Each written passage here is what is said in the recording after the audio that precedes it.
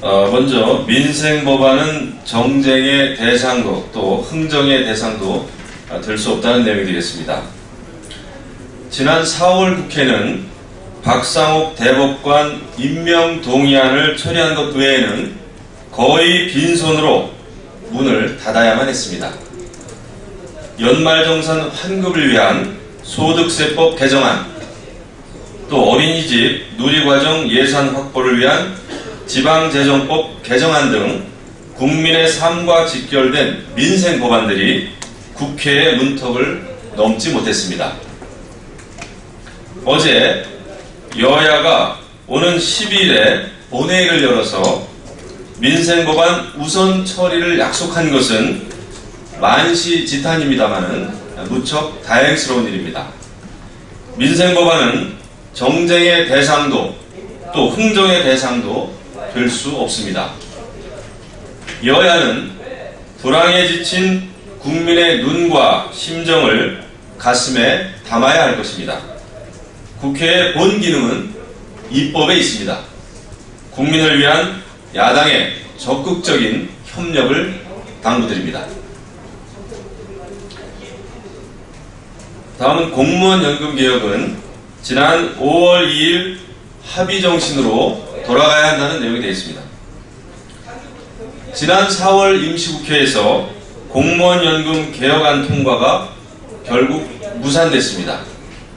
국민연금 소득 대체율 수치 명기를 고집하는 야당의 반대로 처리되지 못한 것입니다.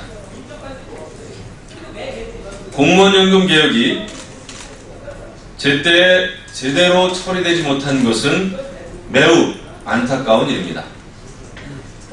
어려울 때일수록 합의 정신으로 돌아가야 문제를 해결할 수 있습니다. 이제는 지난 5월 2일 다시 읽겠습니다. 이제는 지난 5월 2일 여야 대표와 원내대표가 합의한 합의 정신으로 돌아가야 합니다.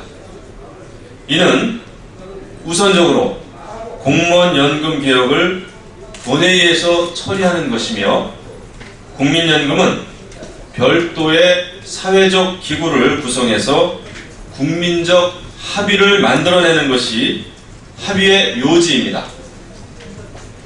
이번 5월 임시국회에서는 공무원연금 개혁안을 반드시 처리해야 합니다. 국민연금 소득대체율 수치명기에 매몰돼서 또다시 공무원연금 개혁안 처리를 무산시키는 우를 범해서는 안 될 것입니다. 국가적 과제인 공무원연금 개혁을 이루어낼 수 있도록 여야 합의 정신을 바탕으로 한 야당의 적극적인 협력을 기대합니다. 북한은 위협이 아닌 대화의 장에 나서야 합니다. 북한은 최근 도발 위협과 긴장 수위를 고조시켜가고 있습니다. 동해안에서 잠수함 탄도 미사일을 발사하고 서해 NLL 무력화를 시도하고 있습니다. 또한 조준 사격 위협도 서슴지 않고 있습니다. 새누리당은 북한의 군사도발 위협에 대해 즉각 중단을 요구하며 서해 북방 한계선인 NLL을 반드시 수호할 것임을 밝혀둡니다.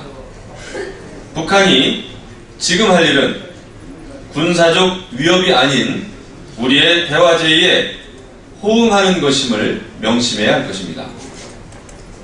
새누리당은 오늘 오전 긴급 안보대책 당정 협의를 열어 최근 북한의 잇따른 도발 위협과 관련해 군의 안보 태세를 점검하고 대응책을 논의했습니다. 국방부를 포함한 안보 관련 부처는 북한의 도발에 대비해 만반의 준비 태세를 구축해야 할 것입니다. 이상입니다.